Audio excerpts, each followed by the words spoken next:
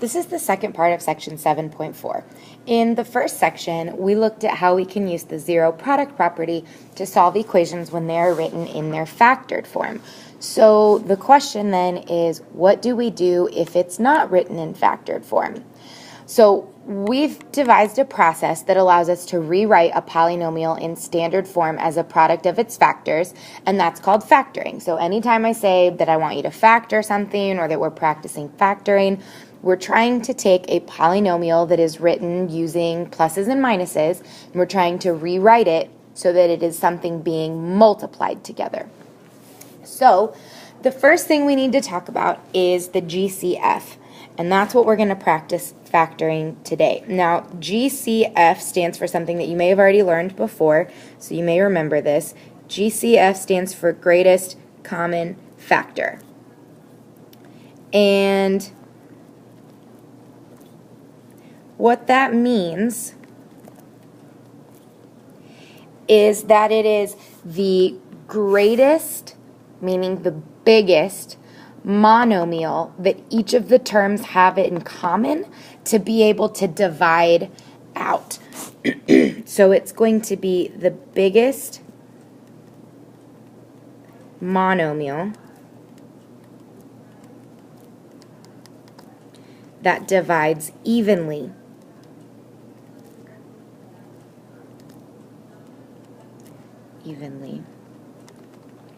into each term of our polynomial. Now remember, a monomial can be just a constant, or it can have several parts to it, so that's what we're going to have to look at. So if we look at example 1, the first thing I'm always going to start with is looking at my constants. So I have 8 and I have 28.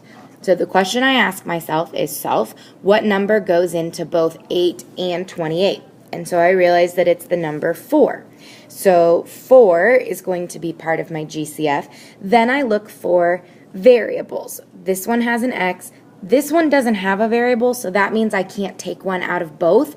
So that means that 4 is going to be my only GCF. Number 2 is an example of where every single term has x's in it, and so we'll look at what to do when we get there in just a second. So 4 is the only thing I can take out. So what I have to do is go back and kind of either in my head, or you can write it down, divide each of these terms by 4.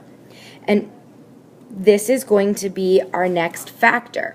So I say that 8x divided by 4 is 2x, so that's the answer there.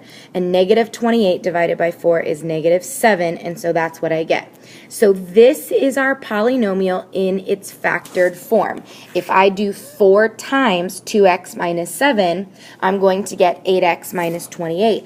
And you can kind of mentally check that by distributing this 4. 4 times 2x is 8x, and 4 times negative 7 is negative 28.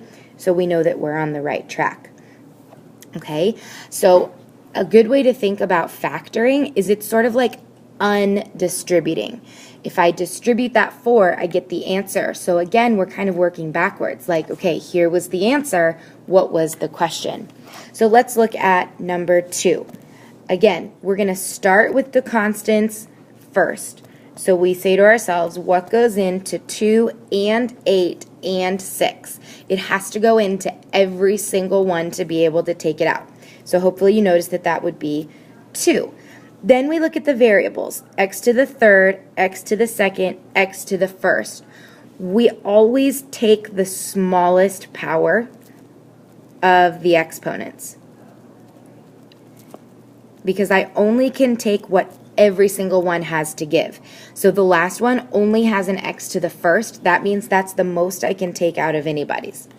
And so that is our first factor. We've undistributed that 2x. Now we need to go back and divide each of these by 2x to see what we are going to get. And so I look here, 2 divided by 2, I'm on this first one. 2 divided by 2 is 1, so I don't need to write it. X to the third divided by x is x squared. Then I look at the next one. Negative 8 divided by 2 is negative 4. X squared divided by x is x On the last one, my x's cancel, but then 6 divided by 2 gives me positive 3. And so here is my factored form. Again, we basically undistributed that 2x. So you could go back now and distribute the 2x to double check and see if your answer is correct.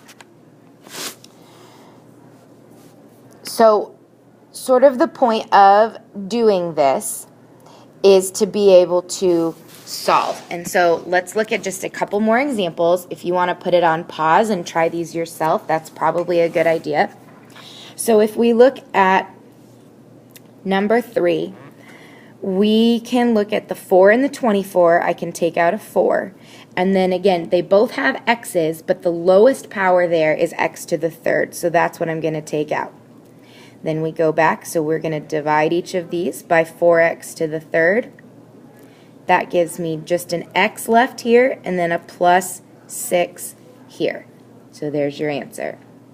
If I look at number 4, I can take out an 8 and a y, so I get y minus 3 after I divide. Again, we divided each of these by 8y, and that's how I get my second factor there. Okay, so if you haven't tried those yet, go ahead now and try number 5 yourself, and you'll show this one to me tomorrow.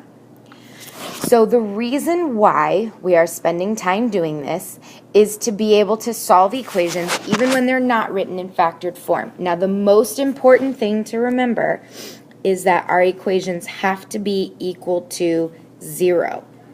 That is how we use the zero product property. Remember, the mystery box game wasn't any fun unless it was equal to 0, and then we knew what one of the numbers was going to have to be.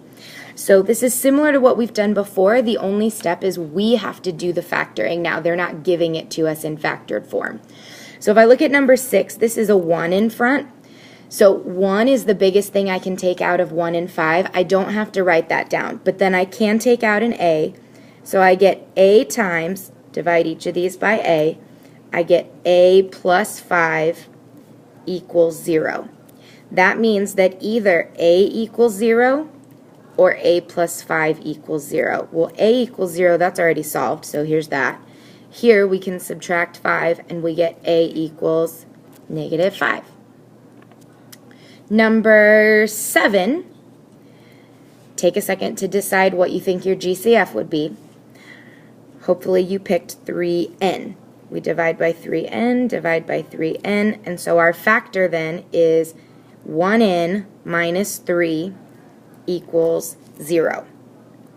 Either 3n equals 0 or n minus 3 equals 0, so our solutions are 0 and 3. Now this last one is kind of tricky because it does not equal 0, so we have to fix that first. So what I'm going to do is subtract 16x from both sides. Pay careful attention to your like terms. X squared and x are not like terms, so I can't combine those. I just have to add that negative 16x onto the end of the left side. And now I can factor it. I can take out a 4x, which gives me x minus 4. And then our two equations would be 4x equals 0 and x minus 4 equals 0. So our solutions are 0 and 4. And that's all there is to it.